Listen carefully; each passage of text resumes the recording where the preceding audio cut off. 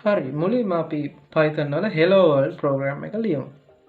අපි ඕනෑම program එකක් programming language එකක් පටන් ගන්න මේ විදිහට hello world කියන මේ line එක print කරලා තමයි අපි පටන් ගන්න. මේකේ ඔයාලට ඉතින් ඕන එකක් print කරන්න පුළුවන්. ඒ වුණාට අපි මේ website එක අනුව යන්න බෑ. මේකේ තියෙන ප්‍රශ්න අනුව තමයි අපි ඉගෙන ගන්න. මේකේ ප්‍රශ්නයක් දීලා තියෙනවා මෙන්න මේ විදිහට hello world කියන මෙන්න මෙයාලා දීලා තියෙන වචනේම print කරන්න. එතකොට තමයි මේ කෝඩ් එක පාස් වෙන්නේ නැත්නම් පාස් වෙන්නේ නැහැ. ඉතින් ඒකට අපි වෙන අනම්මනම් දේවල් යූස් කරන්නේ නැහැ. මේ print කියන keyword එක තමයි අපි යූස් කරන්නේ. print කියන function එක.